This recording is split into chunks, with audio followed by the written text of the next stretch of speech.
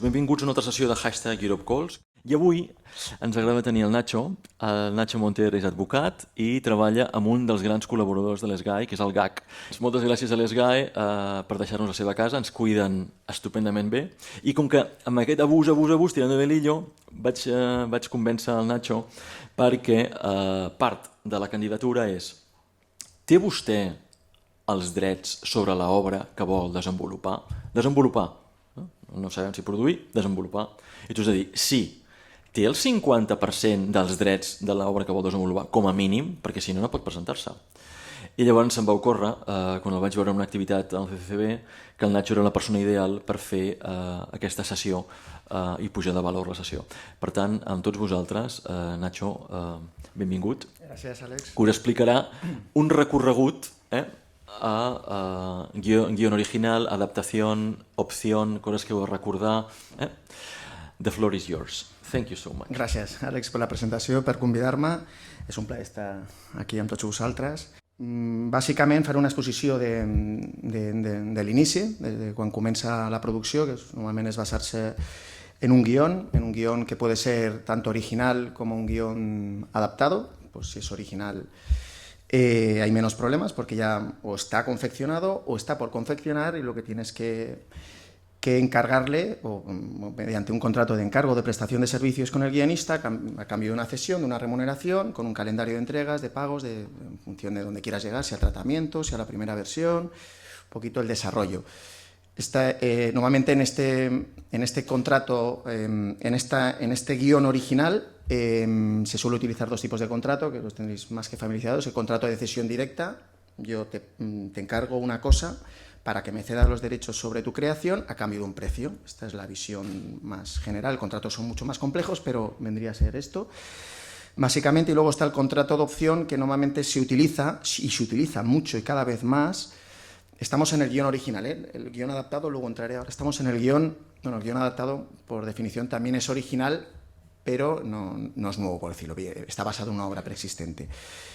Pues en ambos casos, pero en el guión original se ve clarísimo, al final o está confeccionado, se tiene que confeccionar y necesitas la cesión de esos derechos. El de cesión directa es precio a cambio de trabajo y derechos, y el de opción es: como estoy en una fase embrionaria, todavía no sé si voy a llevar, estoy buscando financiación, pues te adquiero una opción que es como un derecho en exclusiva para, con una decisión unilateral, el productor decidir en un tiempo determinado, 1 año, 2 años, que suele ser habitual, si ejecuto la opción, o sea, me adquiero los derechos o no. Entonces, estas son las dos figuras. En el primero, pues hay más riesgo para el productor y para el guionista, porque uno empieza a trabajar y el otro tiene que empezar a pagar las fases de desarrollo.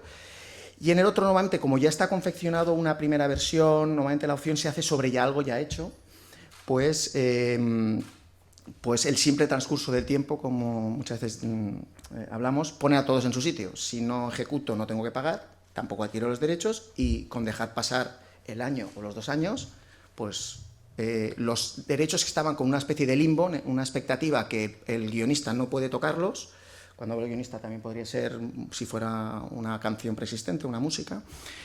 Y ese es el contrato que luego entraremos, las dos opciones. La opción B, el camino, el guión original, y el otro camino que puedo optar es decir, como se hace habitualmente también, vamos a coger un guión, vamos a desarrollar un guión adaptado, vamos a desarrollar un guión que sería un guión basado en, que por definición a nivel de derechos de propiedad intelectual también ha de ser original, se ha de reconocer la obra anterior, pero ha de tener su propia originalidad, si no sería un plagio, vamos. Entonces, vamos al guión adaptado. Entonces, el guión adaptado, el problema que tenemos es que partimos de una obra preexistente. Yo voy a encargar, vamos a hacerlo simple, hay un libro, voy a encargar a esos guionistas que adapten ese libro, pero necesito los derechos yo como productor para encargar esto y para luego adquirir los derechos de la obra preexistente. Entonces, la única manera de no tener que pedir derechos sería que el libro, calculemos los años y que esté en dominio público, que son hasta 70 años después de la muerte del último autor. Esto es importante porque a veces nos dejamos alguno. Entonces, los derechos de explotación de todo autor en la obra audiovisual son guionista, director y músico. Es un numerus clausus, no nos podemos salir de allí. Hay discusión a nivel habido en europeo, el director de arte, director de fotografía, montador, Productor. productor, como sería en caso de, a lo mejor, de los Estados Unidos. A nivel europeo y latinoamericano, los derechos de autor, después de muchas discusiones y mucha doctrina y mucho estudio, se decidió hacerlo numerus clausus. O sea, son 3 y de esos 3 no se pueden mover. Así el productor también tiene la seguridad de los 3 que generan una mochila de derechos de autor, que son los 3 si no hay coautoría, que son director, músico y guionista. De estos necesita los derechos. Entonces, de una obra preexistente, lo que necesitamos de los 4 derechos que tiene cualquier autor, que son reproducción, distribución, comunicación pública y transformación, estos son los 4 básicos. De estos 4 derechos de explotación duran hasta 70 años después de la muerte del último coautor. En este caso es coautoría porque es una obra en colaboración, una obra audiovisual como tal. Pero pensemos en un cómic, pues sería el ilustrador, el de la escritura. Entonces, en principio parece fácil. Dice, bueno, pues vamos a ver qué libro es, vamos a mirar los autores y con los autores ya calculo los años. Voy a ver fallecimiento y si ha fallecido los derechos los tendrán los herederos o una fundación o una empresa o una entidad de gestión, veremos, pero en general sería... Pero los problemas que suelen surgir cuando entramos en el dominio público suelen aparecer varios problemas. Primero, que los 70 años hay que mirarlo bien, porque depende de la legislación de cada país, incluso en la nuestra.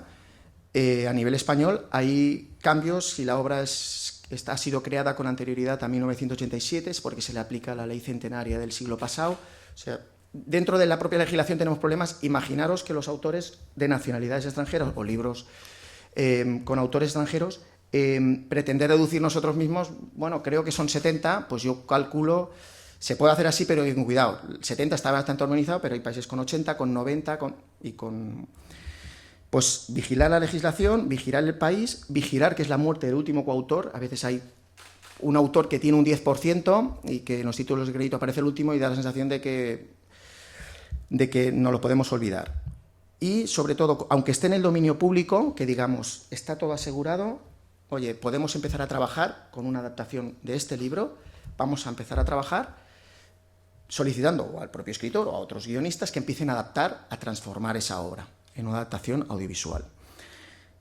Vigilar que a nivel europeo hay unos derechos morales, en este caso sería sobre todo el de integridad y el de paternidad, que son perpetuos, son irrenunciables, no se pueden... Entonces, esto lo digo porque a veces, si el productor prevé que va a haber cambios sustanciales o una alteración muy sustancial de la obra, aunque entre en el dominio público, tienes que ir con cuidado con los derechos morales porque no puedes deformar de tal manera la obra que la reputación del autor o que los herederos consideren que se está violentando el espíritu de su obra.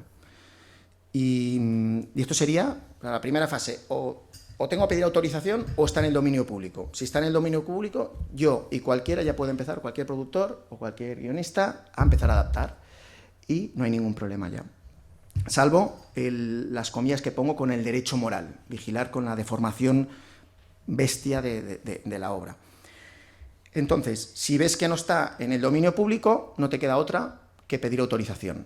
En otro tipo de obra o de producciones, a veces se mira de aplicar límites de derechos, que sería la parodia, o basarse en obras libres de derecho, las mal llamadas libres de derecho, que creo que se utilizan más para fragmentos a nivel audiovisual, pero yo creo que ningún productor se arriesga a utilizar ni basarse en un límite, ni basarse en una obra libre de derechos porque puedes tener problemas. Entonces, vale la pena esperar que esté en el dominio público y si no lo está, hay que picar a la puerta y preguntar al productor o al editor o al autor, a cualquiera, quién tiene el derecho de transformación, en este caso pongamos del libro. Es la pregunta, es picar a la puerta y preguntar.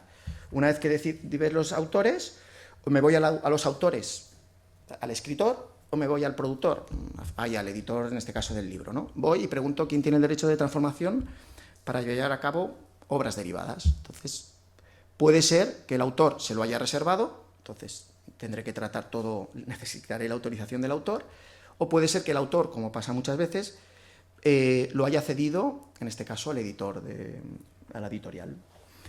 Entonces, esto le llamamos nosotros, el otro día lo comentamos con Alex, un poco la cadena de títulos. Es una labor, primero la labor de buscar que esté en dominio público. Si no lo está, la labor de buscar quién tiene los derechos, porque el autor tiende a pensar que los tiene él. Además, la transformación, eso habla conmigo, y después te enseñan el contrato y... Te interrumpo, no lo voy a hacer, pero es lo que en la solicitud de media, y una frequently asked question que me hacéis a veces, es ese apartado de chain of title, que es cualquier cosa que tenga a ver con lo que está explicando ahora Nacho, que no siempre aplica, porque muchas de las solicitudes con las que me venís a ver siempre son guiones originales, especialmente son de documentales, con lo cual eso es relativamente fácil, la renegociación. Pero cuando vienen de novelas o vienen de derechos, Dráculas y Tarzanes y cosas por el estilo... O obras de teatro, el chain of title, porque me lo preguntáis muy frecuentemente, es el apartado que pone can you explain if you have the rights and the chain of title so and so, es esto. La traducción es cadena de títulos. Cadena de títulos. Cadena de títulos. Simplemente es muy importante. Entonces, simplemente, antes de entrar en la cadena de títulos, pensar que la transformación faculta a quien adquiere ese derecho a traducirla, adaptarla o modificar la obra preexistente en una obra nueva. Entonces, aquí hay un equilibrio siempre entre que para que haya transformación se tiene que reconocer la obra anterior. O sea, de alguna manera se tiene que reconocer. Y hay que buscar un equilibrio entre lo que es la fidelidad al original con la aportación de nueva originalidad que requiere toda obra. La obra derivada también tiene que ser original. Pero en la medida que parte de una anterior, la originalidad se viene un poco atenuada, ¿vale? Entonces, en el guión audiovisual, en el guión adaptado, no hay mucho problema en esta interpretación, porque la simple transformación de la forma de escritura de una novela a la forma de escritura de un guión audiovisual ya significa una transformación y una originalidad en toda regla. Entonces, una vez que tenemos quién tiene el derecho de transformación, pues vamos a hablar con quién tiene el derecho de transformación y entonces llega el momento donde nos tienen que ceder, pues, se negocia, pues aquí vuelven otra vez a aparecer los dos tipos de contrato, o cesión directa o opción. Aquí normalmente se impone la opción porque es una fase muy embrionaria y ya empieza la negociación de lo que es cualquier contrato de cesión, que sería lo mismo la cesión del guión original primero que yo te encargo, el nuevo, o que ya tienes y no te encargo, simplemente necesito los derechos, o el guión adaptado. Aquí, como en toda cesión, hay tres planos. Entonces, estos tres planos los tenemos que ver reflejados en el contrato, y son tres planos que deben aparecer en toda cesión, que es el plano material, para qué modalidades y medios, para qué derechos, y modalidades de explotación, plano material, plano territorial, para qué territorios, y plano temporal, por cuánto tiempo. Estos tres planos se tienen que reflejar en todo contrato, no solo en el de cesión directa del guión nuevo, sino en el guión adaptado. En todo se tiene que reflejar, y si empiezan a fallar estos, que fallan muchas veces, porque las cosas se hacen pues a veces rápido, porque no todo el mundo tiene acceso a, según qué productoras más pequeñas, a asesoramientos legales. Entonces, si fallan estos tres planos, empiezan a jugar aquí las presunciones legales del Código Civil, de la Ley de Propiedad Intelectual, que, como ley de propiedad intelectual, tiende a ser restrictiva de cesión de derechos porque es más pro autor, aunque establezca unos mínimos. Entonces, toda cesión, tanto la del guionista con el productor, como la del productor con el de la obra preexistente, en un caso derecho de transformación y en otro caso el derecho del guión que han confeccionado, tienen que ver se tienen que reflejar estos tres planos. Y la cesión puede ser absoluta o puede ser relativa. No pensemos que toda cesión tiene que ser idéntica. Al final hay tantas combinaciones, como un poco como el Tetris, vas jugando un poco las combinaciones que necesitas, y esas combinaciones y ese contrato literal tiene que reflejar la negociación entre las partes. Tiene que reflejar qué usos necesita en este caso el productor. ¿Quiero esto para todo esto o quiero esto solo para esto? Y en función de los usos que se hablen, se tienen que adquirir unos derechos, en función del precio y todo, ¿no? Pero al final y en juicio muchas veces lo decimos, usos y derechos. ¿Qué usos necesitas? ¿Qué derechos te doy? Entonces, con esta combinación, pues se refleja el contrato. El contrato pues refleja si la cesión es más absoluta, más amplia o más relativa, más limitada. Lo primero, cuando hay cualquier tipo de cesión, es ver qué pone el contrato. Y en el contrato tenemos que reflejar estos usos y derechos. Y en caso de duda, se tiende a la finalidad del mismo. ¿Qué pretendía el contrato? ¿Para qué he adquirido yo el derecho a transformación? Para llevar a cabo un largometraje. Pues esto tiene que estar reflejado.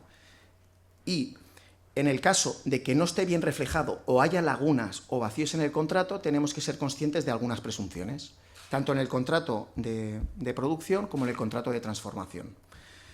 Presunciones.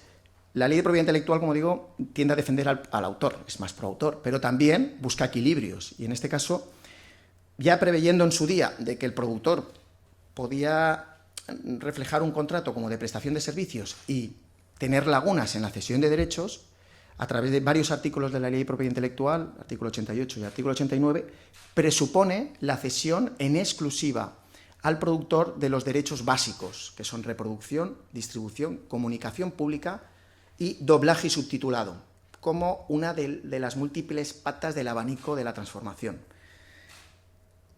Algunos incluso no lo consideran que sea transformación, pero bueno, reproducción, distribución, comunicación pública, doblaje y subtitulado. Con estos tres derechos y doblaje y subtitulado, lo que el legislador quiere es que el productor pueda, ya que ha invertido dinero, aunque se haya dejado algunas cosas, pueda producir y explotar la película mínimamente, ¿vale? Pero, y lo mismo pasa con el derecho de transformación. Fijaros que en los dos casos, en el contrato de producción se aplica la presunción del artículo 88 y en el contrato de transformación, que se aplica la presunción del artículo 89, en ambos casos el legislador sí que ayuda al productor a que pueda producir y explotar si se ha dejado algo, pero le viene a decir, pero transformación, de forma amplia, no lo tienes cedido. Por lo tanto, muchas cosas de las que el productor cree que podrá hacer, entre ellas cualquier obra derivada, adaptación a obra derivada, si juega con las presunciones, está limitado. Esta transformación se tiene que ver reflejada expresamente en el contrato.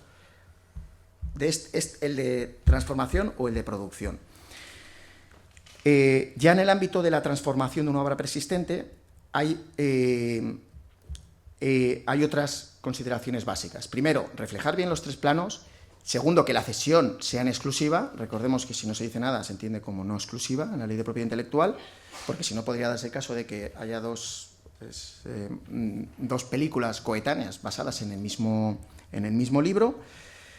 Hay una peculiaridad dentro de las presunciones, es que la exclusividad para hacer una transformación de un libro se limita a los 15 años. Por lo tanto, a partir de los 15 años, el autor de la obra persistente, sin perjuicio de la explotación de la obra derivada, pero el autor de la persistente podrá volver a autorizar a otra productora, pasados esos 15 años, para que haga otra obra audiovisual. Esto muchas veces en los contratos, aunque se ponga lo contrario, son cláusulas nulas porque está limitado a 15 años.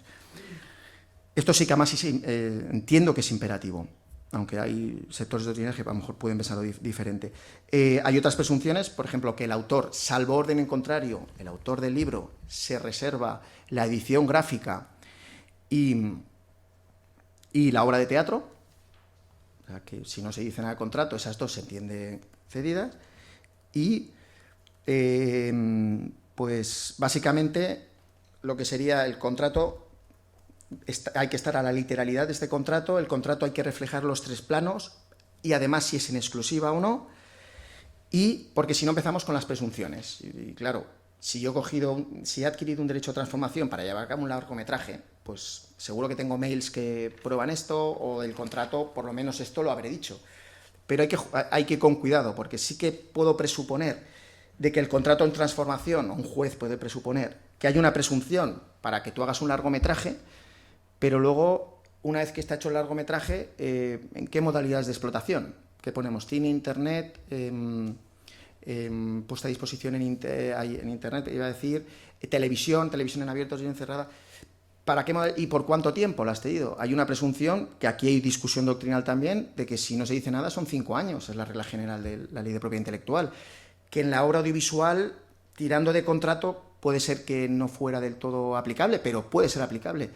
Hay la presunción del territorio, si no se dice nada es para el territorio de la cesión, sería solo para España. Entonces, sí que vas a poder producir el largometraje y lo vas a explotar, pero el productor tiene que estar cómodo y no depender de que a cualquiera se le tuerza y pueda empezar a estirar, oye, el alcance de la cesión, ¿por qué lo amplías tanto si yo no te he cedido expresamente estos derechos?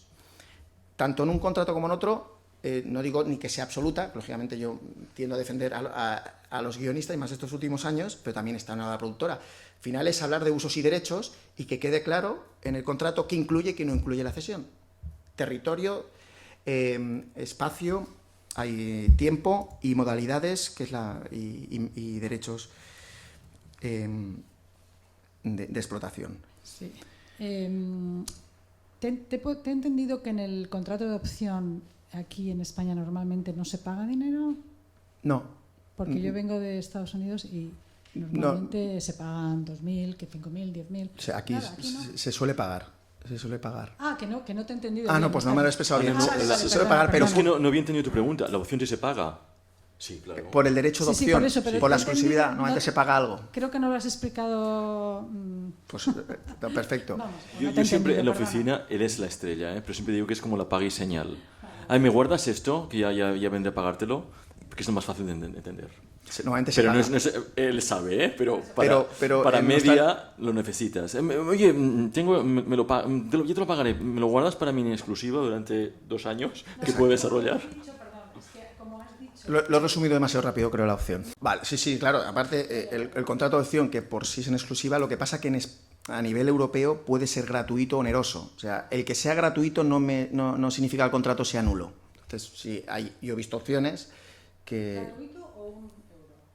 A veces se pone 1 euro, pero a veces me han puesto con carácter gratuito y es legal ponerlo así. Otra cosa es que el autor... Interrumpo, no voy a hacerlo más, pero en media suele ocurrir. Yo soy el productor Alex Navarro Productions y tengo el documental de mi vida basado en juguetes. Lo quiero producir. Debe haber un documento conmigo mismo, con la productora. Media te lo pide. ¿Qué voy a hacer yo mientras estoy desarrollando? No voy a cobrar nada, me lo voy a poner gratuito. Pero sigue siendo un contrato. Sí. Y media te lo pide. Te pongo un ejemplo simple. Yo quiero producir mi documental que yo me escribo, yo me dirijo y me produzco. Sí. El problema del contrato de opción es que para que el contrato de opción funcione, las condiciones, entre ellas es el precio, y el alcance de la cesión tienen que estar reflejadas ya. Si no, no es un contrato de opción. Ahí empiezan los problemas. Porque yo te adquiero un derecho de opción que es la exclusiva para moverlo y buscar financiación. Y si después del contrato de opción, a mí cuando me llegan ya veo dónde está el problema, que es... Y una vez que yo decida ejecutar, negociaremos de buena fe el contrato futuro. Ese contrato futuro no tiene objeto determinado ni determinable. Ese contrato futuro está vacío de contenido. Es un problema para todos porque para que funcione un derecho de opción, las condiciones se tienen que establecer del futuro contrato de cesión tienen que estar ya reflejadas en este momento. Si no, es un derecho, casi diría yo, de tanteo o incluso ni tanteos, casi un derecho, es un contrato vacío, conflictivo en toda regla.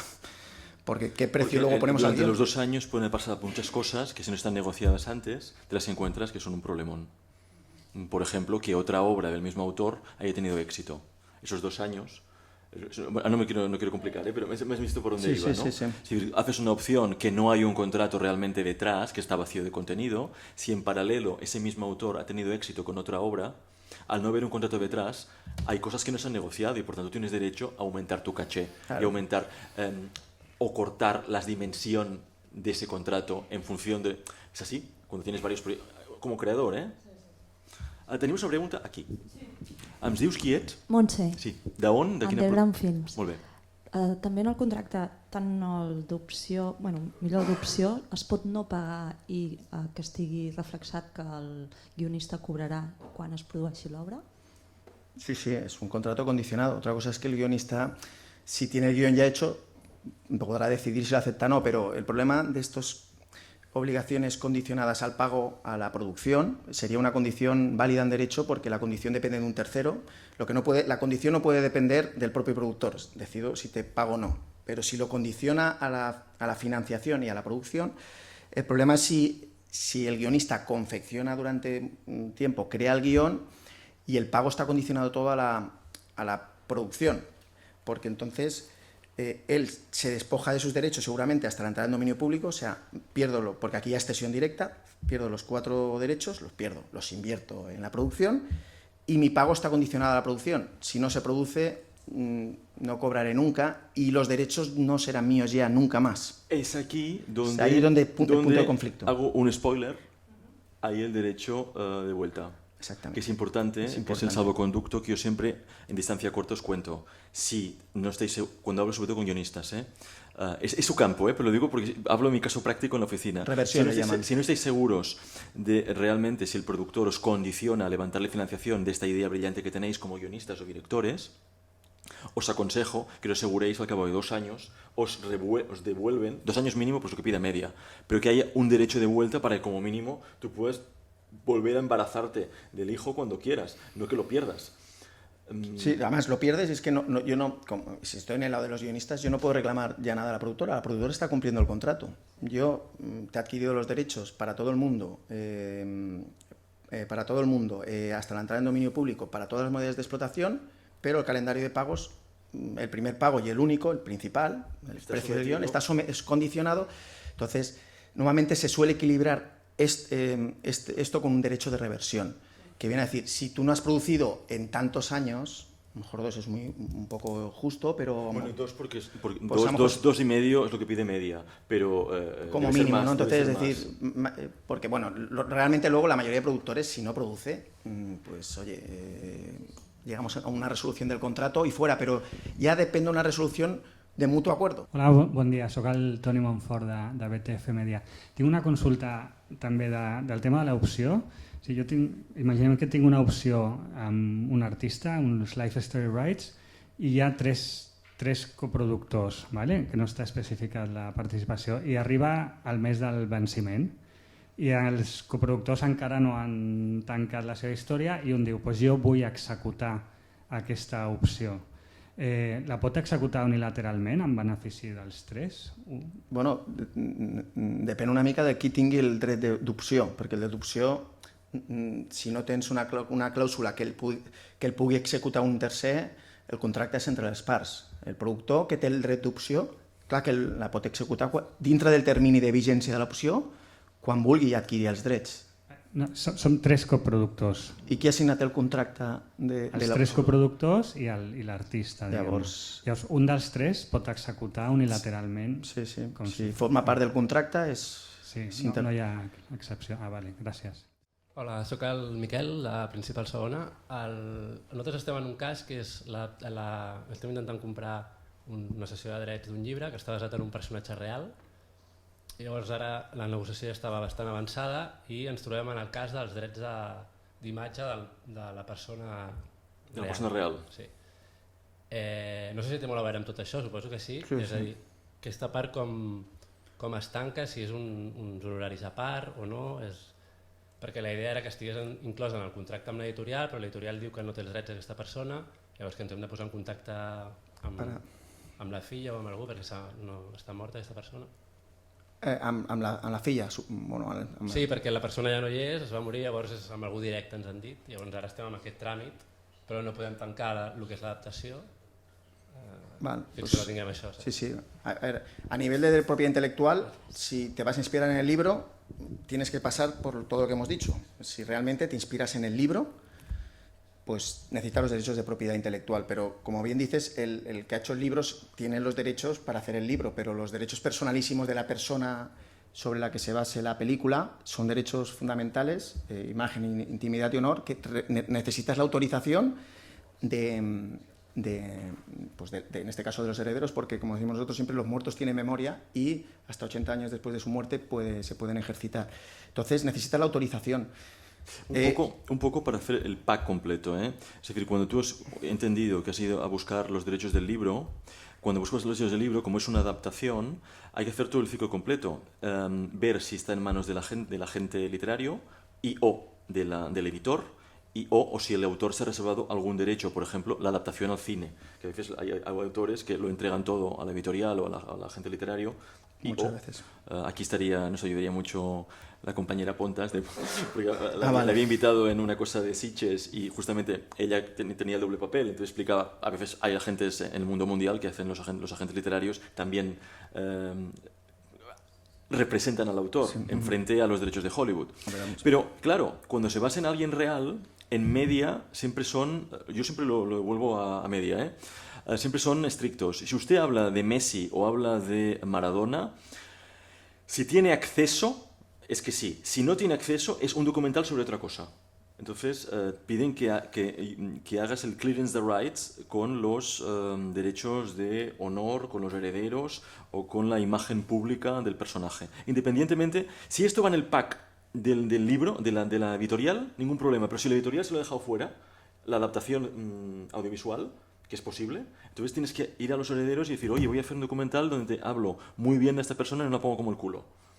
Suele ocurrir, Sí, exactamente. Lo digo Al porque final... he tenido documentales de Cruyff en la época de los... Bueno, siempre pasa lo mismo, Se mola Caballé, nos vienen 24 documentales de Caballé. Y si no, la Master Rodureda, por hablaros de aquí. Pero si no, te pasa con los de Cruyff, o el Messi, o los nombres. Y sí, suele ocurrir. Al final... Que sigui una ficció també, Sí. Tú estás hablando de Sí, dramatización, sí, estás hablando sí, tú de sí. una ficción. Sí, de hecho media es... No os tengo que complicar la vida, Tienes un formulario, una declaración de honor, pones la cruz donde corresponde, tú lo que quieres es que te den la ayuda de desarrollo. Tú desarrollas y el pastel ya te vendrá después. Media nunca te va a retirar la ayuda porque resulta que te has peleado con los herederos de la Caballé. No sucederá. Pero, en teoría, la comisión debe estar cubierta conforme tú eres conocedor de que tienes acceso a los derechos sobre el personaje.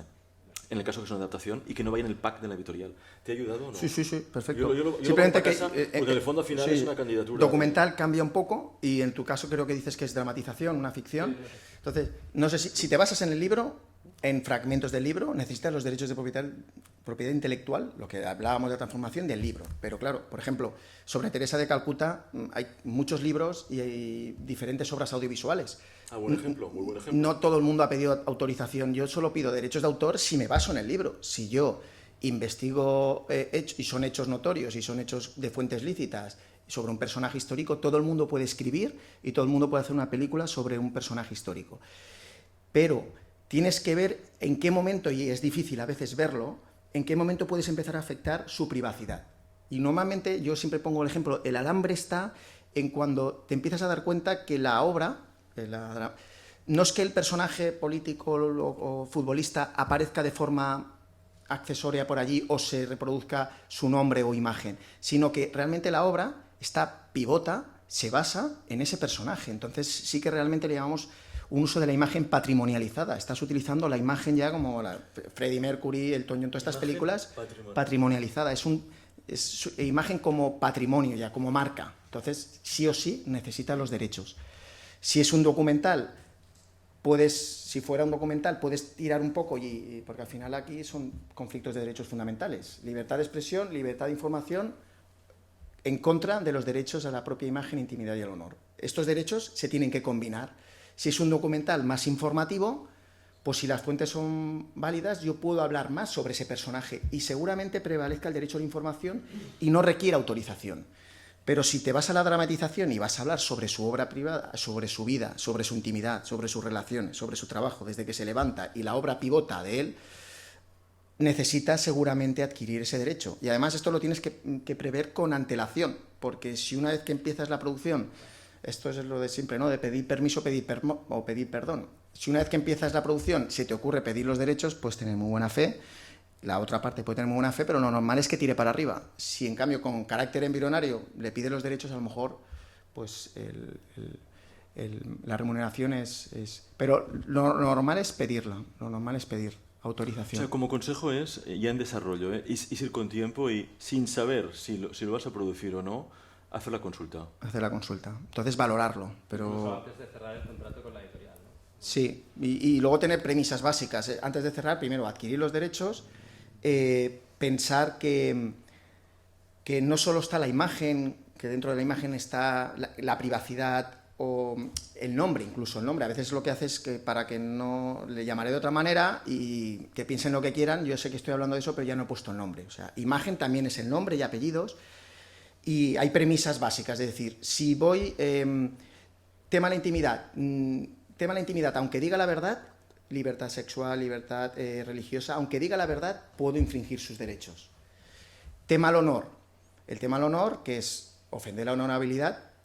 Si digo la verdad estoy salvado, por eso muchas películas sobre el luto y todo están basadas sobre hechos históricos, pero como están judicializados y tengo la sentencia final, yo sé que tú eres un asesino y sé que tú has cumplido cárcel, por eso vale la pena que la sentencia sea firme, porque a veces si no puede haber cambios.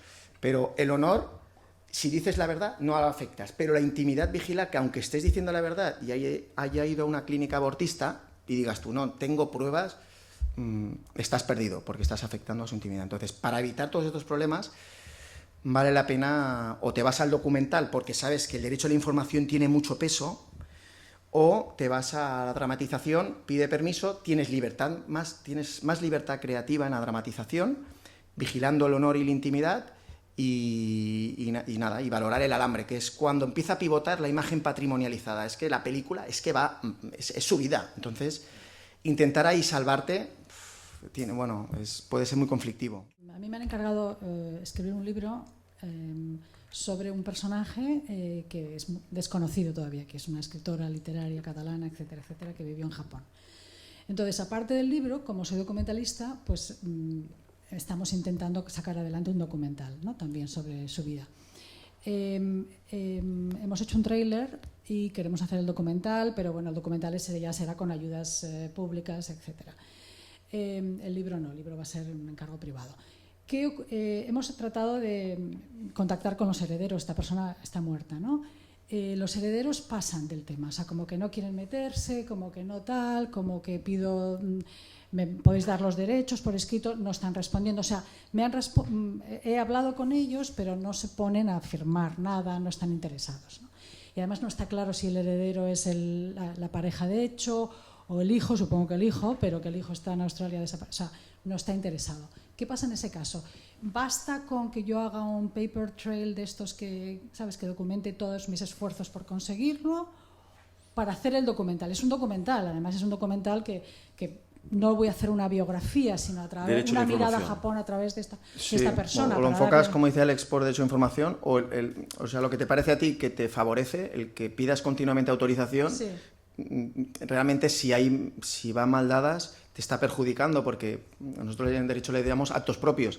Si tú misma calculas de que necesitas autorización y la estás intentando, el que no te la dé no significa que la tengas. Yeah. Me refiero que a veces... Yeah. Pero la cuestión es, la necesito, si voy a hacer un documental, como tú decías, es un documental sobre esta persona, rescatarla del olvido. Ellos no se oponen, lo que pasa es que no están dispuestos a... Sí, pero que no se opongan no es que te autoricen. Yeah. Otra cosa es que calcules de que prevalezca derecho a la información y que hagas un documental informativo. Bueno, el hijo verbalmente me dijo que sí, que adelante, pero claro, no lo tengo. No. Pues sí, claro, deje decir, sí, pues al menos escriben un mail autorizando. Ya. Pero sí, y más si vas a utilizar el nombre, porque es sobre su vida, es como biográfico. Claro, es una mirada a Japón de una época determinada a través de los ojos de ella, tiene mucho que ver con el cine y la literatura japonesa, o sea, no solamente su vida. O sea, estoy intentando darle... ahí ya empezamos a entrar, ¿lo ves? Es documental, tienes que intentar que no sea la imagen de ella, patrimonial. No sea una biografía, ¿no? Claro, si es desde que se levanta hasta que se echa a dormir, por decirlo de una manera, entonces hay que pedir, de hecho, si empieza a mezclarse con dentro de otra esfera de documentación, de mundo de Japón, entonces ya no estamos... La imagen y su privacidad y sus derechos siempre vigila honor e intimidad, que no digas algo que pueda ser muy íntimo o que algo que pueda afectar a su honor, pero hay que mirarlo con lupa, Entonces intenta no centralizarlo, que no pivote toda la obra sobre y claro, si se titula ya fulanita de tal, ostras, ya empezamos como mal, ¿no? Vale. Lo cual no significa, no es tan fácil luego presentar demandas y cautelares y bloques. No es tan fácil, hay gente que vive muy tranquila y que los juzgados le quedan lejos y dirá, incluso te llamarán para darte las gracias, pero yo desde el punto de vista jurídico no te lo puedo asegurar. Pero está muy bien lo que me has dicho del título, que lo voy a cambiar. A ver, te cambiaré el nombre por lo menos. Hola, soy Nelly de Acteon. Mi pregunta es, si se hace una ficción sobre un caso policial bastante conocido, pero muy dramatizado, o sea, no es literal exactamente, ni se usan los mismos nombres ni nada de esto, pero obviamente si se hace, o sea, por ejemplo, un caso Madeleine o algo así, por ejemplo, necesitas derechos de los implicados. Pero hay que estudiarlo caso por caso. No me atrevo a ser tan genérico. Si es una dramatización sobre un hecho judicial, pues si vas a explicar como toda una historia, si cambias los nombres, cambias la ciudad y estás explicando una dramatización que no vincule, que no haga reconocible a los perjudicados o a la imagen como tal, pues lo puedes valorar, pero no es fácil, no es fácil. Porque ahí seguro que el honor no le afecta si tienes una sentencia, lo que decimos, porque Sí, la intimidad puedes empezar y la imagen, si ya pones nombres y apellidos y se reconocen, pues si la obra audiovisual, la ficción que dices tú, está basada en esta obra, en un personaje reconocible, pues puedes tener problemas. Vale. No sé, yo no tampoco. Por ejemplo, Lute, yo creo que Lute autorizó autorizaría, y es una historia que conocía todo España, que era mediático, entonces supongo que al máximo, todo el mundo sabía todo lo que estaba pasando con la escapada del Lute de la cárcel y todo el mundo tenía acceso, pero yo creo, no lo sé, igual me confundo. Pero yo hago de Yayu, pero yo viví como él sacó beneficio, es decir, él lanzó los libros y fue toda la ronda de promoción de sus libros y reivindicó de nuevo su personaje,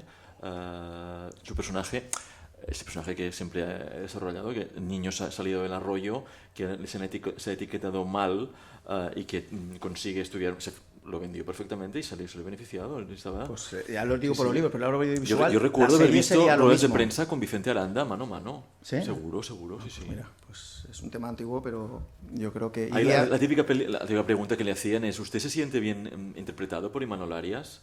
No, ya, entonces, seguro. Seguro que... Estoy viendo la imagen, estas tertulias de gente. Seguro que es así, pero mesa. Estamos en el límite. Y si yo hago una ficción, y en vez de ponerle, no sé cómo se llamaba, pero le pongo otro nombre, pues igual no es tan fácil que me presenten, que me reclame, porque yo estoy cambiando, pero en este caso utilizaban su nombre, apellidos, la ciudad donde era su vida. Entonces, realmente es que estás utilizando su imagen es casi como marca, es como la vida. Y los problemas fundamentales, solo mencionarlos, del contrato de transformación de obra preexistente, que es entre el autor del libro, del cómic o de la obra de teatro, con el productor que quiere hacer una obra basada...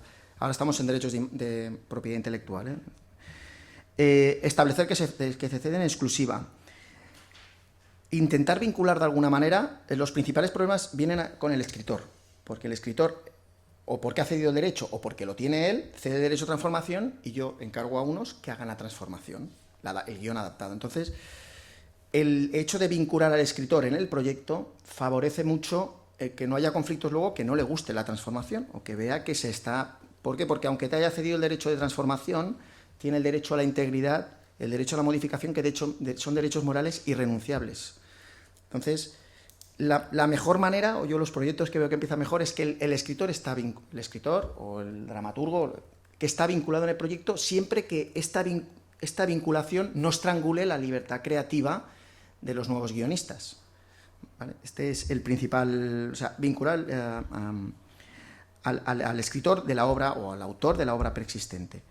Otro problema fundamental es que el productor que encarga ya tiene los derechos, tiene el derecho de transformación de la obra preexistente y encarga a los 3 guionistas que hagan la adaptación y empiezan a trabajar la adaptación. Entonces, esto es un contrato ya de producción, el primer contrato. En este contrato, cuando hayan trabajado el director, el músico y los guionistas, les dirá, bueno, cederme los derechos de propiedad intelectual usos y derechos en función de lo que se considere.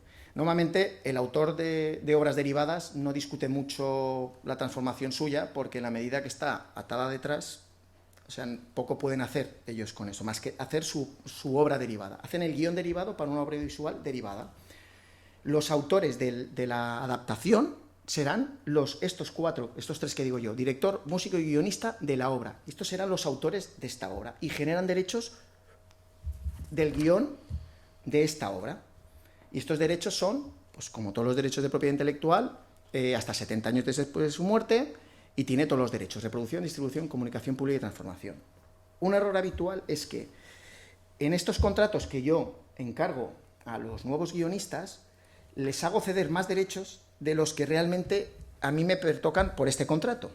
Entonces hay que mirar muy bien, y es de vital importancia, el contrato de transformación, porque si el escritor me lo está limitando a largometraje y no me está poniendo merchandising, no tiene ningún sentido que ellos me estén cediendo transformación y merchandising, porque el marco del primer contrato, no sé si me explico, condiciona el resto.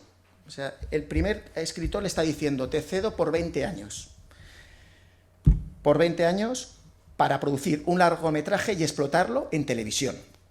Yo encargo este proyecto y resulta que los autores del proyecto derivado les estoy haciendo ceder más derechos, y yo creo, luego para las plataformas y todo, yo empiezo a tirar contratos para arriba, y lo peor en derechos es ceder derechos que no tienes. Y realmente, aunque ellos me lo cedan la obra derivada hasta 70 años después de su muerte, sí que es así y pueden hacerlo.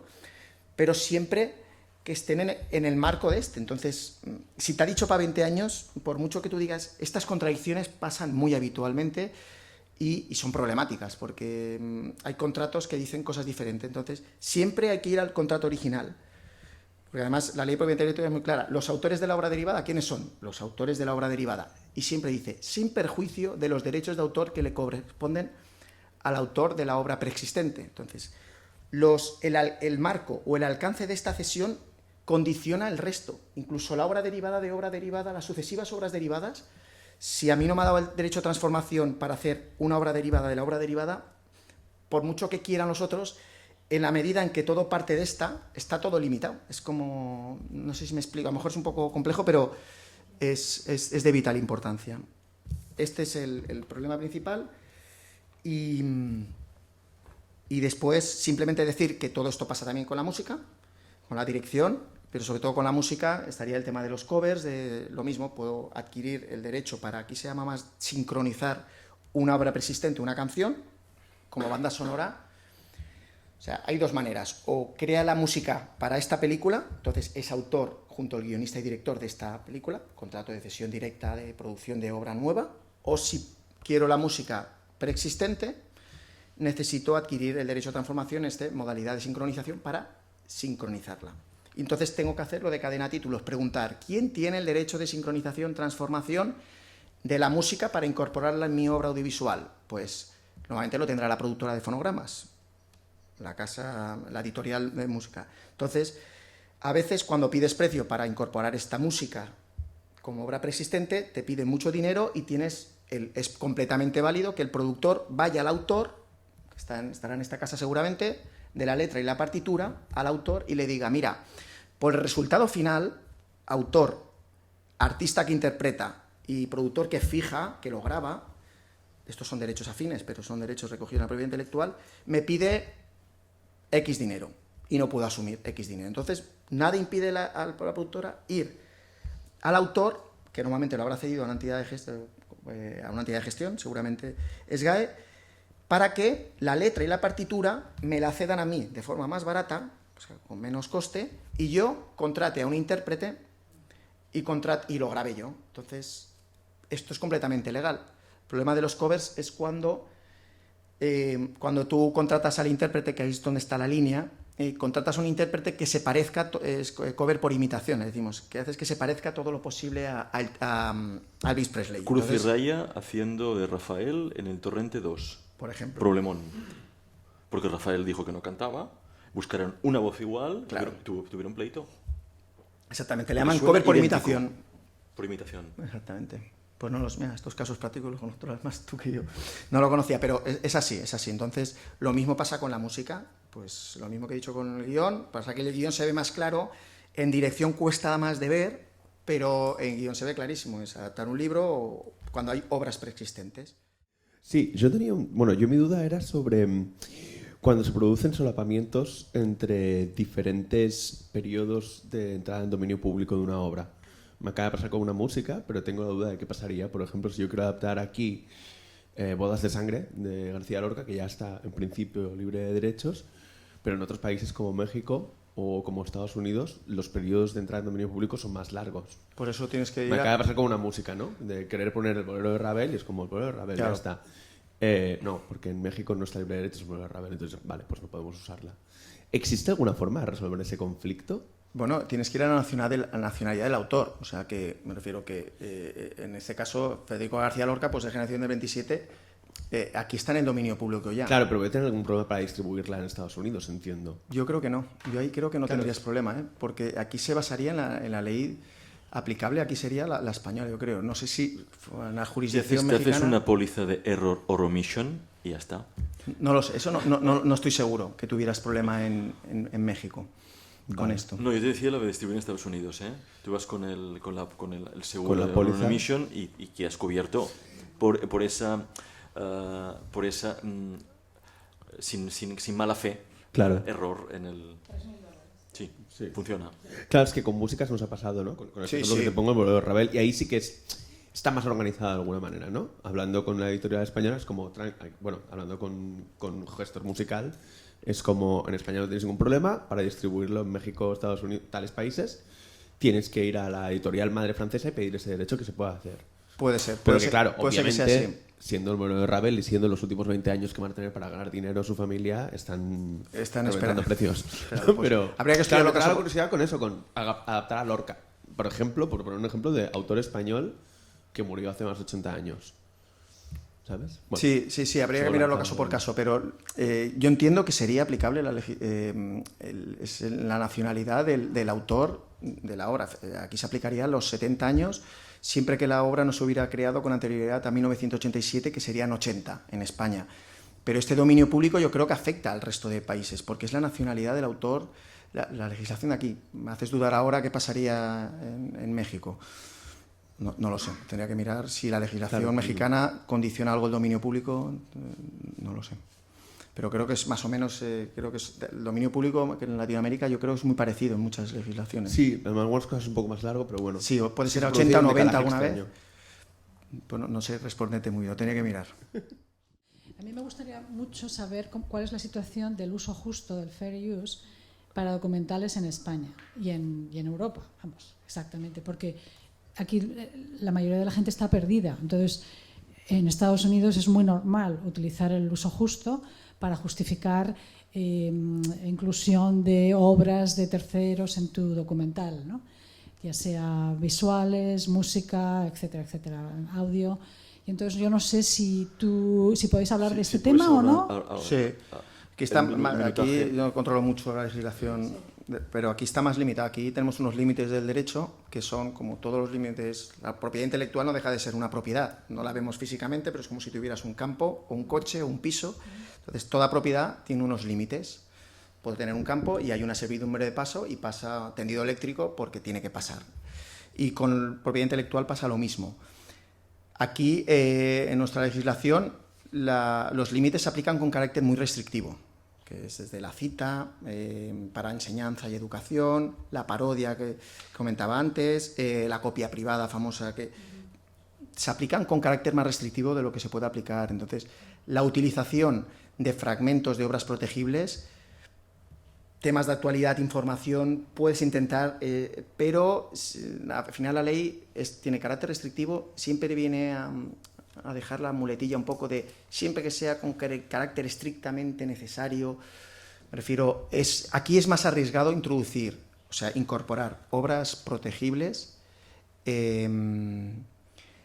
intentándote amparar aquí le llamamos límites de los derechos, porque la cita pues exclusivamente para docencia e investigación reglada. Ojo que para hacer una tesis doctoral, la parodia, para obras que estén en el acceso público, fotografías de obras de arquitectónica.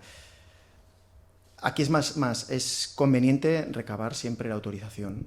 Sí, parece ser que, por ejemplo, incluso para utilizar, en el caso de este documental sobre la catalana japonesa, ¿no?, para utilizar los artículos que ha escrito incluso para El Mundo, el Avui y otros medios, también necesitamos pagar derechos de autor. Lo cual, si estamos hablando de ella y estamos criticando o haciendo un comentario, se supone que en Estados Unidos no vas a pagar, pues ampararte en el uso justo. Pero aquí está muy poco desarrollado. De hecho, no existe una ley que al ampare, final ¿no? siempre acudes a los agradecimientos. Es decir, tú sí, debes ponerte en contacto con cada uno sí, de los medios de los cuales vas a obtener esa otra fuente, que además en media puede salir en algún desarrollo. Sí. Y al final vas a parar si se enrollan bien en todos los agradecimientos. Sí, pero necesitas... Pero debes preguntárselo. Sí. Además, si utilizas fragmentos, incluso si utilizas el tipo de letra de la editorial o escaneas, pues tienes que tener permiso de la editorial. Si utilizas el fonograma, pues la fijación... y luego están los llamados libres de derechos, pero que tienes cierto riesgo, porque copyleft y archivos libres de derechos, pues tienes tus riesgos, porque para mí están llamados mal a veces libres de derechos. ¿Te refieres a las bibliotecas estas libres? Tienes que tener cuidado, porque leer la letra pequeña, primero que siempre hay derechos morales, que son irrenunciables. O sea, la paternidad y la integridad en un libre de derechos está igual. Otra cosa es que no la ejerza, pero la tiene. Y después ver qué alcance tiene, si alguien te licencia algo gratuito, si te licencia es porque tiene los derechos, porque en nuestra legislación uno es autor por el simple hecho de su creación, no hace falta registros, aunque sea aconsejable. Entonces, yo soy autor y yo como autor te licencio para que tú puedas utilizarlo libremente. Y lo licencio gratuito. Ya con el momento que dices licencia, significa que tienes unos derechos. Y tienes que ver qué alcance de cesión te da, porque igual te condiciona que no puedas transformar la obra, que no tengas fines lucrativos. Pero aquí los límites de derechos se aplican con carácter restrictivo y en el sector audiovisual, lo he intentado decir antes, o la obra está en dominio público o el fragmentos de obras tienes que pedir autorización, salvo que tengas una información mirar bien los límites, que además están recogidos creo en el artículo 32, es mirar los límites y ver si tiene entrada en algún límite. Lo dejamos aquí, ho deixem aquí. Pues yo ahora, un poco para enlazar, muchas gracias Nacho. A vosaltres. Esto es como, es como nuestro shopping stand de los derechos. Y aquí, no podéis abrir el sobre y... La idea siempre es la misma y cuando estéis en la oficina con proyectos de media, siempre os digo lo mismo. No os asustéis por la factura o de un abogado. Estáis simplemente en un intercambio de opiniones, precio-visita, para pensar muy bien parte del desarrollo, a qué os enfrentáis. Estas ideas generales, para saber dónde están las fronteras con que estáis trabajando. Hacéis una lista de dudas y, sin casaros con nadie, todavía no se ha producido la película, que tendrá sin duda asesoría jurídica cuando llegue el momento, cuando tenga los actores, etcétera, etcétera, cuando ya se vaya a producir. Simplemente un intercambio de opiniones con un abogado que os diga dónde estáis situados y cuál es el frente que os debéis proteger según el proyecto. Lo que ya hemos dicho, es decir, si es una opción, si es una adaptación. Entonces, yo siempre os aconsejo que hagáis esto y ese es el motivo por el cual hemos hecho este shopping stand de derechos. Muy bien hecho, por cierto, es como no queremos la sopa entera, ¿no? Muchas gracias, Nacho. Y sí, please, big hand.